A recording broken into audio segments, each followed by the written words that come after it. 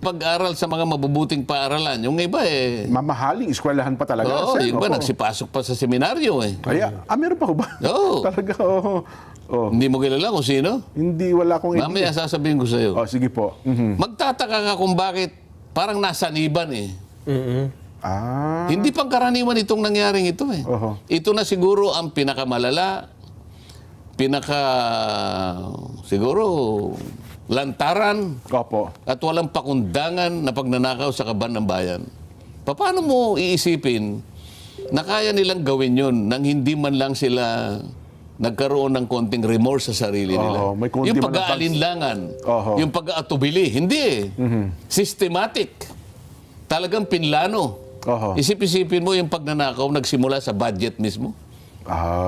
Pagkaraniwan yung magnanakaw dahil sa, alam mo, may pangkaraniwang may damdamin dyan may guilt feeling din yan, nahihiya. Totoo naman tao pa rin yan. Kaya nga kung minsan magnanakaw yan sa hindi mo alam gabi. Saka nakatayo pa mukha. Nakataki pa, dahil nahihiya Ito kabila pa.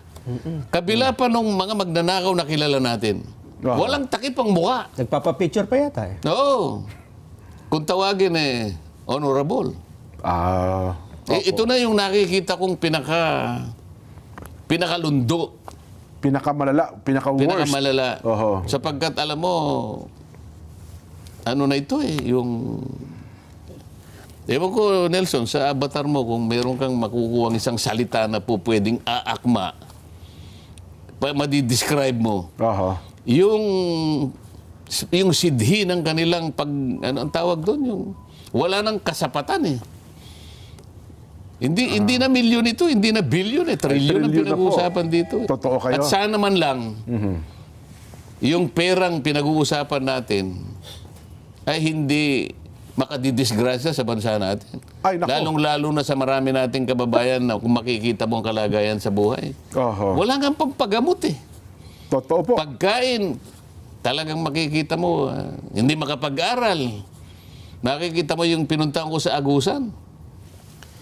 Ni tsinelas, wala yung mga bata Totoo. Kaya mabuti na lang yung kasama ko. Mabuti na lang naisip niya. Sabi ko, bakit naman ka ako yung mga tsinelas, hindi pare-pareho ka ako yung kulay. Kaya mo na ko, sabi niya, importante lang, meron silang... Meron sasabi sa paa. Isip mo kaliwa, berde, yung kanan, blue Butas pa yan. Pero kahit papano, nabigyan lahat ng tsinelas, mga bata. Tsinelas pa lang, at least nakapagpasaya po sa kanila.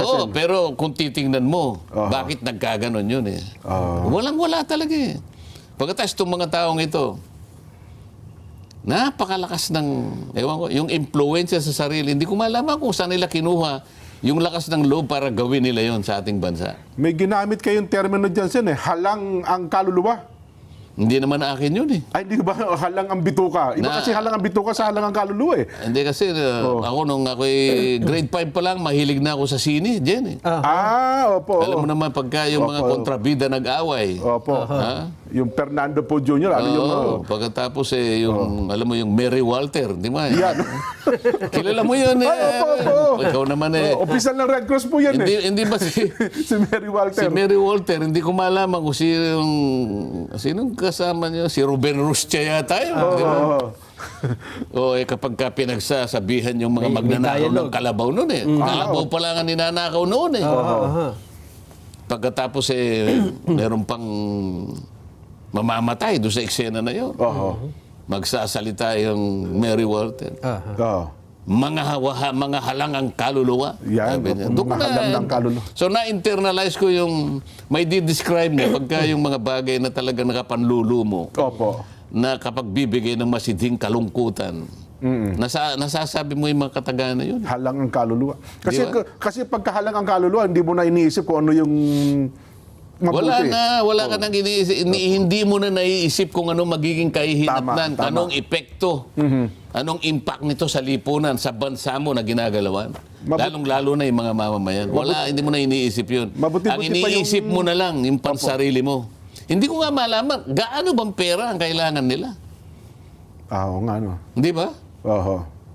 Well, biblically talagang yan walang kabusugan, walang kasapatan. Kaya yung sinasabi ni Nelson kanina na habang kayong dalawa ay mine-make-upan, Opo, opo. Ano kaya mabuti nating gawin? Yan nga Paano pong mabuti nating i-propose sa kanila sa gitna ng pinag-uusapan natin na ito? Kasi Totoo ang po. sabi nyo, Sen, budget ang pinagmulan eh. Aha. Totoo namang sa budget nagsimula eh. O, anong magandang gawin? Kasi ngayon, ginagawa nyo yung budget. Oo. Noong nakaraan, ginawa yung budget, 2025, for this year, meron pa eh, di ba? Totoo. Ang pinakamalala kasi, itong budget para sa taong ito. Yan, tama. Nung ginagawa Yung ito, 2025. 2024 kasi, di ba? Yes, opo. Oho. Oo. Ginagawa ang budget kasi, bago matapos ang taon, para sa susunod na taon. Yes. Halimbawa, itong taong ito, ginawa namin ang budget, nagsimula September 2024. That's- Pangkaraniwan, Agosto pa nga kung minsan eh. Opo. Dahil ang NEP, ibibigay sa inyo mga July, August. Karamihan, pagkatapos ng SONA, Sen. So, di ba? September pa lang, agaran mo ng babanatan yan. Opo. So, Deliberasyon. kinakailangan matapos ang House of Representatives, mga Oktubre man lang, o kaya katapusan ng September, Opo. sapagkat yan ay dadalhin sa Senado para doon naman ihimayin. At kung merong hindi pagkakaunawaan sa dalawang version na yan, pag-iisahin, ito nga yung tinatawag na bicameral conference. Yan, opo. Ayan, nakita mo naman ang nangyari sa 2025. Ito lamang ang budget na umabot sa Korte Suprema sa aking pagkakaalam. Kinwestiyon pa po yan sa Korte Suprema, Sen, no? Wala namang pumunta sa Korte Suprema para questionin ang budget na ito eh. Oho. At ang- Sapagkat ito lamang ang budget Oo. na pagkatapos ng bicameral conference, katakot-takot na blanco ang nandun. Ngayon, wala pa akong nakitang ganun eh. At hanggang ngayon, Sen, hindi pa nare-resolve po yan, ha? Ayun Wala nga, pang resolution ng Supreme Court yan. O paano mariresolve ba? Hindi naman gumagalaw ang Korte Suprema, hindi siguro malaman. Ngayon lang nangyari kasi sa buhay ng ating bansa. Totoo, totoo. Napatala sa kasaysayan ng ating bansa sa kauna-unahang pagkakataon na natapos ang bicameral conference, tinadtad ng blanco. Oho. Ngayon, lahat nagtatanong, sino ang pinakamagaling na naglagay ng mga Sagot doon sa blanco Sagot na doon yun. sa mga oo. blanco. Oho. Kasi pati yung mga pumirma, Sen, sinasabing, Meron na. ba't kami nagaganyan? kasi kung tayo ay nasa eskwela, Opo. lalong-lalo na nung tayo nasa primary school. Nako. Hindi ba, Nelson? Oho. Si Nelson, ang pinaka gusto niya yung filling the blanks eh. Madali medyo ho kasi yan, no? maganda-ganda Kasi sagutan kapag niya. matalino ang tao, gusto niya filling the blanks. Si Jen naman kasi hindi masyadong matalino, gusto niya multiple choice. May Baka sakaling may tumama, di ba? May tama. May Sabi tama. ni Jen, may low of average. May tsamba ito. May tsamba ko rito. Lahat A. Kaya lang si Nelson, kung mo sigurado Medyo niya. nag-aral. Mas gusto ko kanya yung filling the blanks. Yan, oho. Di ba? Tama po, tama. Sapagkat kapag wala ka talagang ni-review, Nako, wala ka sasagot. masisiro ka talaga doon. Hindi mo may invento yun eh. Totoo po. Di ba? Oho. Isip-isipin mo naman. 28 blanco ang nakita ko Ayun. na ikinalat sa siguro mga 12 pahina. Sino yung pinakamagaling na tao na naglagay ng... Paano niya nailagay yun? Hanggang ngayon, Sen, wala pang lumulutang kung sino sumagot doon, ha? Walang gustong magsabi. Opo. Sabing ganun ng ibang haka-haka. Baka naman kayo dyan sa House of Representatives ang gumawa niyan. Dahil dyan naman ipiprint eh. Kayo magpapaprint niyan eh. Opo. Hindi kanya, baka sa DBM. Oho. Hindi baka sa Malacanang. Oho. Ay, sino nga? Di ba? Ayan. Kailangan kasi matukoy mo kung sino. Isip-isipin mo naman. Sana sabi ko na sa inyo. Karaniwan, magsisimula ang debate September, Oktubre, Nobyembre. Opo, opo. O di 3 buwan. Hanggang sa umabot yan sa BICAM nga. Opo. Kumisan nga, halos matapos na yung Disyembre. Oo, nag-aalala na nga Di ba? marami. Kasi Opo, kapag oo. hindi mo natapos ng Disyembre, Reenacted. marire-enact yun. Okay. Palagay mo na lang 3 buwan. Opo. 3 buwan at kalahati kayong nagdidebate. Pagkatapos isang tao lang, ang gagawa ng... Doon lang pala ayusin, ano ba? Babaliwala pala lahat ng debate ninyo. Boy, bakit tayo nagdebate? Nagpagod pa tayo na kung minsan nga inuumaga pa tayo ng kakadebate riyan. Pagkatapos isang tao lang mangingiti-ngiti. Oo. Ha? Ngisi-ngisi Sa doon. gitna ng pusikit na karimlan, may daladalang ballpen. Pinagsasagutan yung mga blanco. Ha? Yung ballpen na yun ang pinakamakapangyarihan sa lahat ng ballpen. Isip-isipin mo. siya ang susulat. Alam mo yung budget natin, katumbas ng isang cheque lang. Opo. Sabi nila, ayan ang budget. Diyan nakasulat lahat ang bibilhin nating produkto at serbisyo na yan ang pagdadamutan ng bawat isang Pilipino sa susunod na taon. Yan, sa loob ng isang taon po cheque yan. lang yan. Paano ngayon? May blanco ngayon yan. Sino yung makapangyarihan na yun na nagsulat ng mga blanco na yun? Hindi naman natin na blanco yun eh. Oo nga po, no? Hanggang ngayon nga walang umaamin nun. Sinong sumagot? Hanggang ngayon, pinag-iisipan ng Korte Suprema, paano natin bibigyan ng kasagutan ito? Yeah. Sapagkat ang iniisip sen kasagutan, para ito'y wag nang maulit, papaano ito susolusyonan, 300 mahigit na mambabatas sa Kamara, 24 na senador. Meron bang nakapag-isip sa inyo? Halimbawa, sa inyo pong mga mambabatas, kung paano nga kaya mahihinto o masosolusyonan itong problema ho ng pambansang budget natin? Hindi kasi nagkaroon ako ng idea. Kaya nga nagkakaroon ng ganong mga eskema eh. Kaya nagkakaroon ng ganong mga adventurism. O nakapag-iisip sila ng kung ano-anong kaparaanan. Para nga makagawa sila ng bagay-bagay na kanilang pagsasaluhan. Pagkakakitaan. Yan, opo. Nakita ko na nung ako'y nung nandun ako sa Blue Ribbon Committee. Ano ba ako bakit meron na tayong NEP?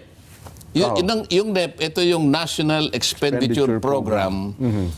Na ang nagpupundar nito sa umpisa, yung tinatawag na Development Budget Coordinating Council. Ito yung DBCC. Ito yung DBCC.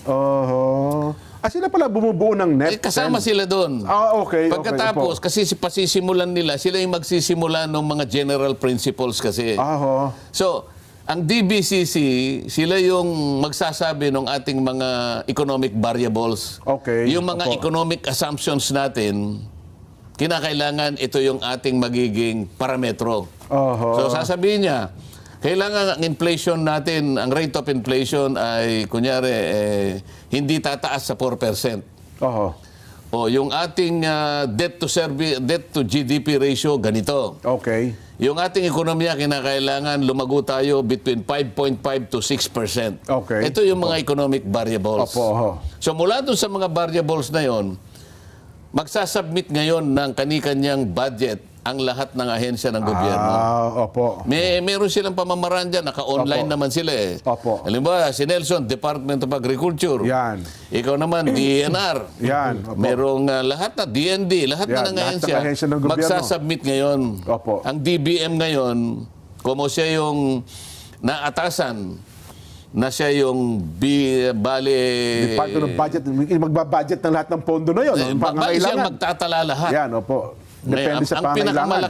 Ang pinakamalaking patalaan na yan, manggagaling sa Department of Public Works and Highways. DPWH pala. Inamin niya na wala siyang masyadong control doon sapagkat specialized agency daw ito. Kaya minsan, pinagtatalunan, paano specialized yan? Bakit wala kang kinalaman dyan? Lahat ba ng itinala niyan? Wala ka bang karapatan para tingnan yan? Sabi po ng DBM, DBM po. Ikaw ang budget eh. Ikaw nakakalaman. Di ba pinagmulan natin yung mga economic variables, yung economic assumptions na sila ngayon ang magiging guideline natin. Kaya natin inilatag ito. Tama, yun ang pinakapundasyon eh. Lahat Mula doon, inamin nila na, meron na ngayong hanggang sa, itong tinatawag, yung stage na to, ito yung tinatawag na budget preparation. Budget preparation yan. So lahat ng nakatala doon, ang assumption natin, ito ang mga pangunahing pangangailangan ng ating bansa at ng kanyang mamamayan. So nakatatag na yun, Ibig sabihin, ang pinagmulan nun ay yung pangkalahatan at individual na tuntunin o na inisip ng bawat ahensya na binuo ng DBM, ito ngayon ang panggastos natin para sa ating mamamayan. At nakasalig na doon kung saan natin kukunin ang ikabubuhay natin. Yung gagastusan na yan. Kaya lang, nung tinanong ko, paano nangyari? Bakit nagkakaroon ng ganito, ganyan-ganyan? Inamin ngayon nila na mula dun sa naitatag na nila Nabuo na nila. Yun po yung pinaka-NEP. Nabuo na yung conservative estimate. Opo. Ito yung pangunahing pangangailangan natin. Yun po ba ipapasa sa Kongreso? Yun po ba yun? Yung kabuuan na yun? Ito nga yun eh. Okay. Opo. Ito nga yung National Expenditure So, Program. yun Kung po tawagin yung- nila NEP. Opo, yan po yung ilang libro na sinasubmit sa Kongreso. Oo, yun. Ngayon, ito ngayon ang hihimayin. Ngayon, habang inihimay yan, meron silang tinatawag na ibinibigay. Inamin ngayon ng DPWH, Aha. may allocable. Ano? So, dadagdagan yung NEP, merong lalagyan ng allocable. Bakit ka ako nilalagyan nyo ng allocable? Magtapat na kayo. May allotment pala, no? Oo. Kumbaga, ang allocable is an allowance given to the members of the House of Representatives. Kasi doon magsisimula eh. Nakita mo naman sa saligang batas natin, the power of the purse, Tama po. the House of Representatives. Kasi appropriations ito Yes eh. po, yes. So pagka appropriations, fiscal o private nagsisimula, House of Sa Representatives. House of Representatives. O ba't ka ako nagkaroon naman kayo ng ganong patakaran? Kasi po para hindi na po mamolestya yung aming mga inilatag. Para hindi na po kayo manggulo. Hindi na pakialaman. O, halimbawa, Maglagay na lang kayo ng si Congressman Nelson Opo. Lubao. Oho. Teka muna, bakit nilagay mo yung ganyan yan? Paano yung distrito ko? Yan. O ngayon, para hindi na po kayo manggulo, sir, wag na po kayo manggulo. Total, meron naman po kayo. May O, ito yung allocable. Sa isa pala sa kasita, pang-areglo pala yun. Allocable. Pagkatapos ng allocable, 300 mahigit yun eh. Opo, sa lower house. Ang bawat isang, sabi ko nga sa inyo, pagka regular congressman ka, 1 billion ang 1 average. billion. Naku, laki. So meron kang, may nakalaan sa yung 1 billion na maglilista ka ng project na gusto mo. Kakalat mo ng Kasi ganyan, bawal na yung pork barrel, kaya ngayon, yung ginawa nila, pwede ka ngayong maglista. Yes, nilista mo na. So, ang tawag nila, insertion, lista, amendment, blah, blah, blah, whatever. Yes. Maliban doon sa allocable, meron kang leadership, sabi niya. Ano ba naman yun? Ano yung kayong leadership? House leadership. Yan po yung mga leader. Andiyan po yung speaker. Andiyan po yung deputy speaker. Andiyan po yung majority leader. Andiyan po yung deputy majority leader. Andiyan po yung minority leader. Yan. Andiyan po yung mga chairman at vice chairman ng appropriations committee. Yan. Magkano naman yan? Ito po. Bukod dyan, ay maglalagay po ng unprogram. Bakit? Ay, ba, iba po yung program. Kanino naman yan? Ay, yan yung mga hindi pa nakikitang maaring panggalingan ng ating mga pangangailangan. May kondisyon naman yan, Yan naman ay hindi magagasta yan habang wala tayong perang naiutang o kaya ise-certify ng treasury.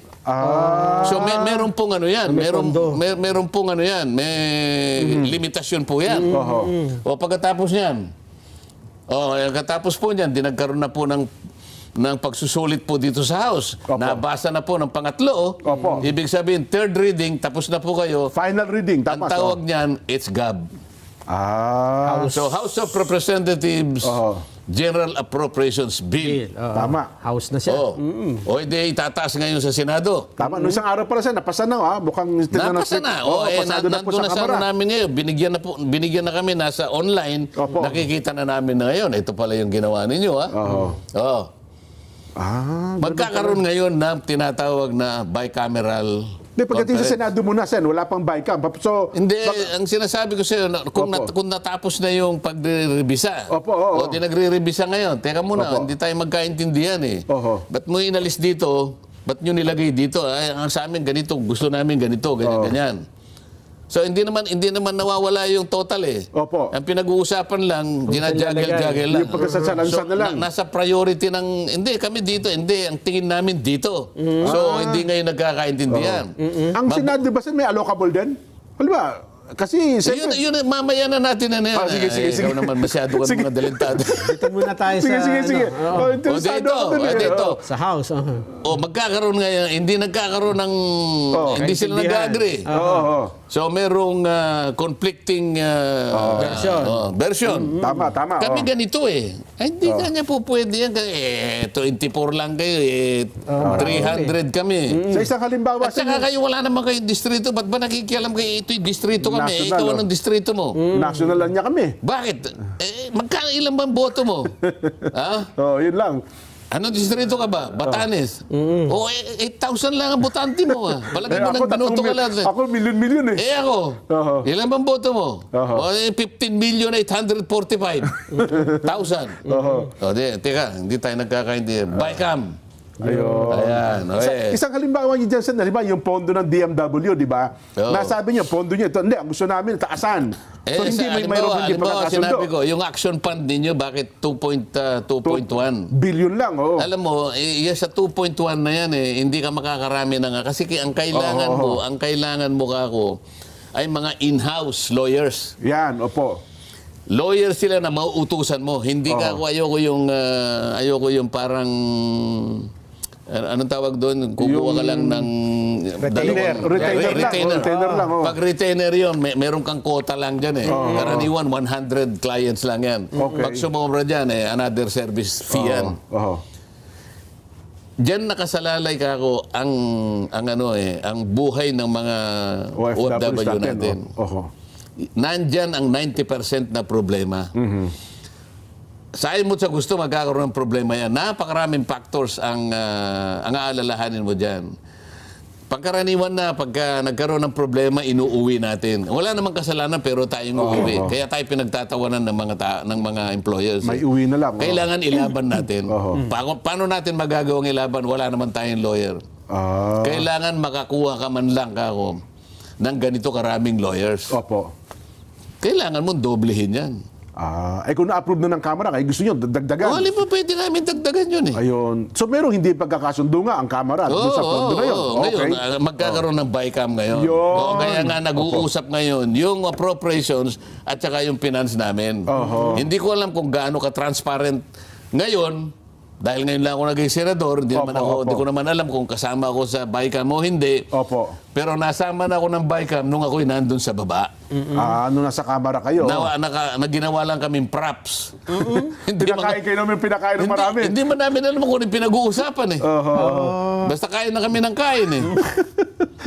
Kaya nung sinasama nila ko, ayoko na ako sumama dyan. Kayo na lang. Kasi hindi na nag-uusap-usap sila. Ngayon, ang pinakahuli, ito yung BICAM. Yan.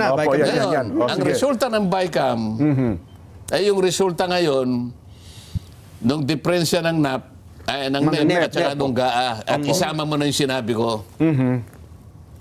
At kapag ka binawas mo yung nangyari rito, malalaman mo kung ilan yung nandito sa BICAM.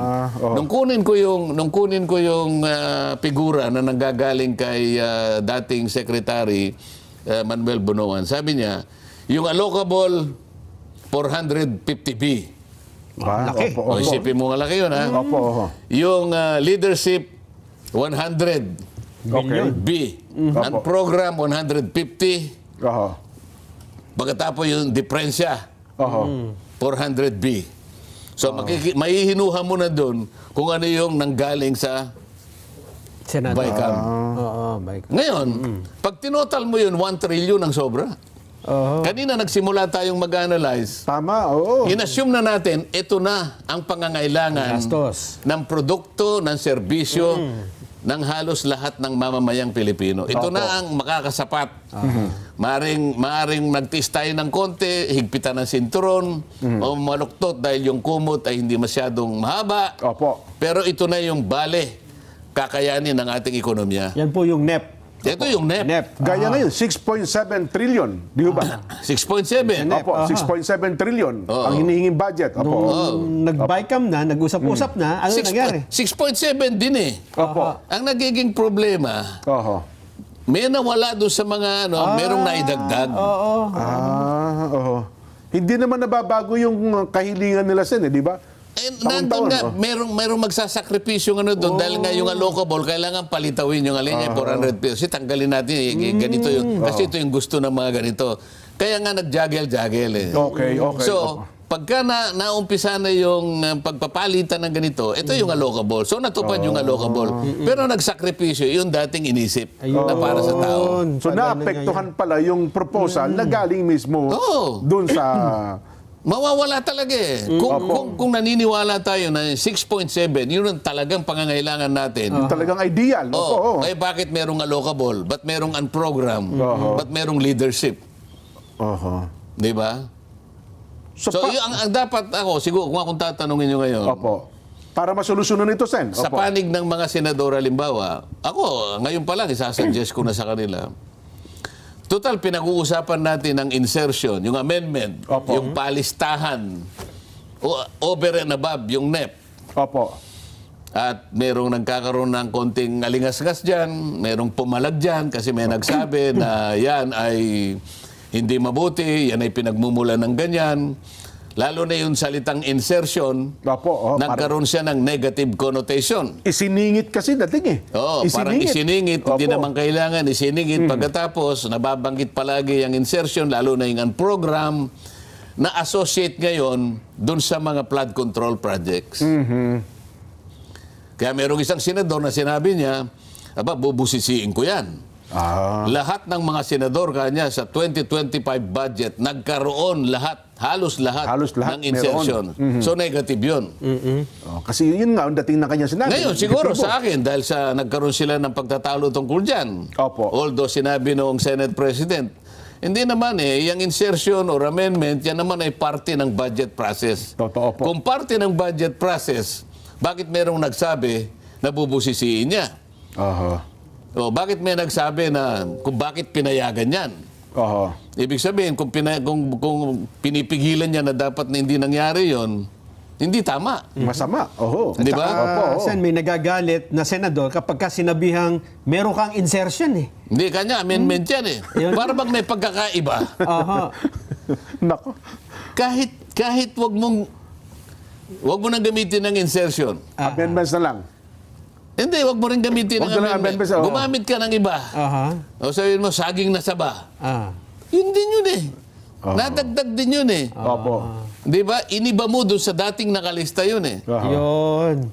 Binigyan ka ng kapamahalaan na maglagay ka ng sarili mo eh. Dati wala naman yun eh. Di ba? Nung ginagawa yung NEP, kinonsulta ka ba? Hindi. Hindi ka naman tinanong eh. Bakit nung bago matapos ang GAA, bakit ikaw nakapaglista ka?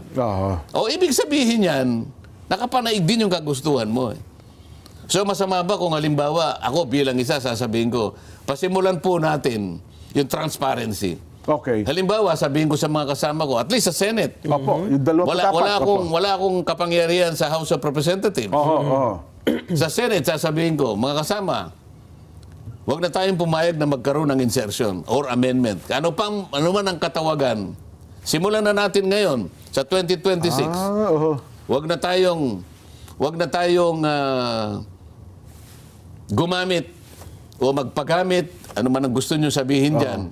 Wala na pong insertion, wala nang amendment, at least sa panig ng mga senador. So ibig sabihin po nun, di wala na yung allotment, allocable, mga ganun. Kung ano man yung katawagan, kung may allocable, kung merong leadership, kung ano-ano. Ang program mo, halimbawa ba, no? Wala na. Aalisin na po doon sa NEP yun. Ganun Para lang maging transparent, para ngayon walang masabi, para walang nag-aaway-away, walang nagsisintimiento, walang pumapalag. Kasi ang pinag-aawayan tungkol sa insertion eh. Halimbawa, nung ako'y bata pa, karaniwan, pag bata ka, kayong magkakapatid, nag-aaway-away din kayo eh. Opo naman, hindi maiwasan yan. Lalong marami. Kamukha nun, meron kaming maliit na bola. Sabi ng tatay ko, palagi na lang yung akin na yung bola na yan. Para wala na kayong pag-awayan. Tinago niya. Wala na kaming pag-awayan ngayon. Ang sinasabi ko, para wala nang panag-aawayan at pinag-uusapan at wala nang intrigahan, wala nang alisin na yun. Ibig sabihin, aalisin na po yung insertions na yun. Para sa akin, kasobrahan lang yun eh. Teka, kung walang insertion, paano mangyayari? Kung ano yung NEP, yun na yun? O hindi ba pinag-uusapan natin kaya muna itatag, yun nga yung yung pangangailangan natin, di ba? Yun ang inaaral lang lahat eh. Hindi naman natin binabawasan yung di ba? Di ba 6.7 din? 6.7 trillion nga po. Ayusin na lang yun eh. Paano? Ayusin na lang. Pinakamaganda nga siguro eh. Magbawas pa tayo nung bawasan pa natin. Halimbawa, yung 6.7. Yung pala nakasaksak pala doon yung allocable at saka yung eh. Sabi niyo nga po, cholesterol yun eh. Kung halimbawa, pilipitin na natin yung katawan. Ngayon, lahat ng mantika niya, lalabas eh. Halimbawa, yung 6.7, Jen. Magalis tayo ng 1 trillion. 5.7. Wala namang nawala kasi taba lang ang inalis natin eh. Oo nga, no? Yung allotment lang, kung sino, ano ba tawag yung amendments? Wala naman tayong vitamin ang inalis. Ang inalis natin, kolesterol. Nako, teka. Pero ipapanukala nyo yan sa kasama nyo sa Senado? Papayag kayo sila dyan? Pinapanukala ko. Halimbawa, Mas maganda siguro. Bakit ka mo? Palagay mo ba, hindi kakatigan kung halimbawa lahat naman ang kagustuhan mailayo kami sa ganung klaseng mga usapin. Teka, mabigat yung panukala nyo, Sen. Baka... Paano magiging mabigat? Hindi ba parang practical? Nag-aaway sila. Oho. Kapag may nasabi sila na, ikaw meron kang ano diyan, kayo may insertion kayo. Pumapalag. Ito ba Gagalit. ito ba yung mga ngahulugan na wala na akong makikitang this project is initiative by Senador Juan de la Cruz? Wala na sigurong ganun dahil nga ganun. wala na kayong karapatan na maglista nga Di pa paano sina mayor, sina governor, hindi nalalapit kay senador? Wala na rin lialapit sa atin. Ganun ba? Di ba basta tayo naman Mabigat yung panukala nyo, Sen. ano ba yung ating pinaka-mandato? Gumawa po ng batas Di talaga. ba gumawa Opo. ng batas? Oho. Meron ba tayong connection doon sa kung anong project ang paggagawa natin? Pero Trabaho ba natin yun? Pero sa realidad, Sen, hindi ba natin may pipigit? Yun ang hinahanap ng tao, hindi naman yung nagawang batas po ng mga senador. Kailangan lang ipaliwanag natin sa tao. Nandyan na po. Tinignan po namin yung NEP. Opo. Nandyan na po yung mga project Oho. Ang inaalis lang na po namin yung kapangyarihan namin na maglista pa po kami, na baguhin yung nakalista pa dyan. Meron na po nakalagay Oho. paano ito ma-implement, Sen? Kailangan ba ng resolution o kailangan ninyong manumpa o papaano? Pumayag lang sila. O sige, wala nang insertion sa atin. Sa 24, wala na tayong hihinging anumang amendments, insertion. Wala na. Gentleman's agreement, parang ganon. Kung papayag sila. Sa akin naman, proposal ko to. Oho. Kasi sa akin, kung wala tayong insertion, hindi naman kalugihan sa akin yun Oho. Bakit ako malulugi ron? Sa tantyan nyo, Sen, total... Wala naman akong sinumpaan na tungkulin na ako'y maglalatag ng project. Ang sinumpaan ko, ako, magle-legislate ako. Pero teka lang, Sen, mukhang ano. Sa tantyan nyo, dahil nakasama nyo naman sila, meron kayong tututol dito? Ang tanong ko na, may sasangayon kaya dyan? Bakit naman wala? Bakit masama ba yung aking proposal? Tama nga, ideal nga po yan, Kasi Sen. nga, Ideal po yan. sabihin nyo muna sa Opo. akin kung yung proposal ko masama. Mabuti po yan, Sen. Ang Mabuti proposal po. ko ay transparent. Opo. Di ba? Kung kami po tatanungin nyo, Sen, mabuti po yan panukala ninyo. So, bakit mo itatanong kung may sasang-ayon o hindi? Wala ba sasang-ayon sa isang mabuting panukala? Parang hindi po ready yata yung 20, yung senador na, ayaw ko lang, Sen, ha? Ayaw ko naman mag-judge sa sarili ko, no? Icha-challenge sila. Oho. Hindi na. Bakit natin i-challenge? Ipopropose lang natin. Ayun. Sa session. Kahit saan naman pwede namin pag-usapan yun. Halimbawa, nasa plenary na yung budget. Ayan. Doon pa lang sa pag-umpisa ng budget, halimbawa. Kunyari, merong nagsabi doon ng opening statement. Doon pa lang pwede mo nang sabihin Ayun, propose nyo na huwag nang maglagay. Halimbawa, doon pa lang sa doon sa kauna-una. Kasi nung nasa house ako, pinag-uusapan pa lang general principles. Di nandun ngayon yung economic cluster.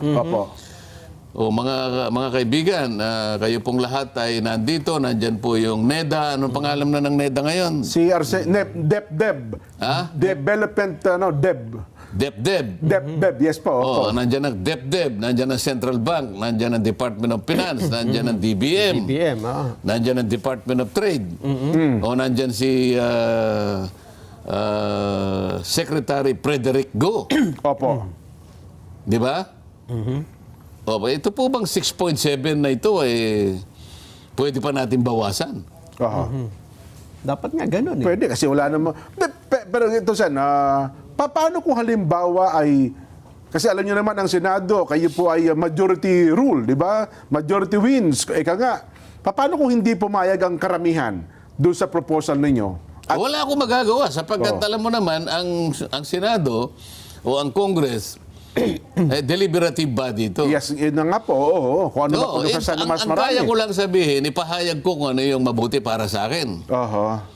At kung halimbawa, naintindihan nila na mabuti, kagaya ninyong dalawa, at Opo. least nawunawaan Oho. ang aking hangarin na para kami makaiwas Sa doon anumang kontrobersya pa man. anumang oo. kontrobersya sapagkat yung insertion na yan ay nagkaroon na ng negative connotation. Oho. Nagkaroon ng masamang impresyon sa ating mga kababayan. Opo. Hindi ba magandang pasimula na wag na muna nating wag na muna tayong sumali diyan? Aha. Tama. At least tayong mga senador, pumayag tayo na wala nang amendment o wala nang insertion sa panig natin. Oho. Kung wala sa inyo, kasi di ba, dalawa yan eh. Paano kung ang lower house po meron na sila? Kaya na-submit na po sa inyo yung budget Oo, bahala sila. Ang sa akin lang, ang aking ina-address, mga kasama ko sa Senado. Yun. Oh, baka naman pagdating ng araw, kako, bago natin ito ay mapapirma sa Pangulo, baka magmungkahi din sila. O sige, alisin na rin yung sa amin. Oho. Di ba? Oh, so pilitin nating ibaba yung 6.7, gawin na lang nating 5.7. Di ba? Kasi sa experience natin, kamukha nitong 2025 na ito, hindi pa natapos. Oktubre pa Opo. lang. Ito, lumitaw na ang napakalawak at napakalalim na anomalya dito sa flood control. Aha. Hindi naman pala napunta sa ikabubuti ng ating mamamayan. Naalustay mahigit na 1 trilyon. Hindi pa natatapos ang taong ito. Opo. Sa mga tweet, hindi natin kailangan yung 1 trilyon. Napalabas natin, taba lang pala ito eh. Oho. Pero kung wala itong taba na ito, wala sanang pinagawa yan. Tama po. Ako sa tingin ko, napakaganda po niyang panukala niya para maalis na rin yung kontrobersya sa 24 na senador. Kung ang pag-uusapan ay insertion, amendments, ano man ang tawag dyan. Sana lang, ano? Kung may nakikinig man kayong kasamang senador ngayon, sumuporta. Meron na. Meron na ba? Meron na akong alam na susuporta dyan. Si Senador Risa Ontiveros. Kasi sa kanya ay masama talaga insertion at ayaw niya yan. Hindi lamang siya, si Senador Lacson. Di ba? Tatlo na kayo. Mulat sa pool, hindi siya. Tatlo na kayo. Hindi, kasi meron iba dyan ayaw din Pero totoo, nakalista meron ayaw lang sa salita. Oo. Senador. Ang alam ko si Senador Lacson, ayaw niya yung... Insertion. Kasi nga siyang nagpasimula eh. Opo. Noon pa man.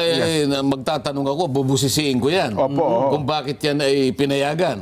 So, ibig sabihin nun, siya man, ayaw niya. Ayaw. Oho. So, sa makatwid, baka siya pumayag din sa aking proposal. Ayan. Tatlo na sila dyan. Baka meron ko pa naiisip. Paano maging tatlo? Dalawa nga lang yung sinabi ko sa'yo. Si Senador Risa. Ayaw din daw ho niya. Ayaw.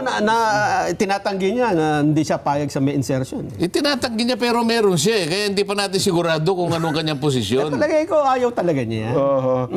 Nadala lang niyo kayo damdabi kasi lahat O di, Yung iba meron halimbawa, tatlo na Tatlo kami. na kayo, halimbawa lang. Kaya ako naman, masaya na ako pag nakakuha na ako ng dalawa. Ayaw. At least may pumanig sa akin. Paano kayo mga tao dyan? Kaya yung mga, halimbawa, yung mga kaibigan naming senador, mga kaibigan naming mga mayor, mga barangay kapitan, pasensya na po kayo, ha? Total, nandyan naman po sa NEP, nakita naman po namin. Ang gawin na lang po namin, tulungan namin kayong bantayan na yung pong nakalista rito, talagang papunta sa inyo para hindi na po makuha ng kung sino-sino. Buti sana, kasi meron hong mga governor, mayors, LGUs na wala namang kayo kausap doon sa national government. Hindi sila nakakalapit. Hindi napapasok yung proyekto po nila sa lokalidad. Ay, nakita ko yung sinasabi mo, naintindihan kita. Maaring manlumo sila dyan, maaring malungkot sila. Paano pong gagawin ko? Meron pong isa sa amin na nagsabi, 10年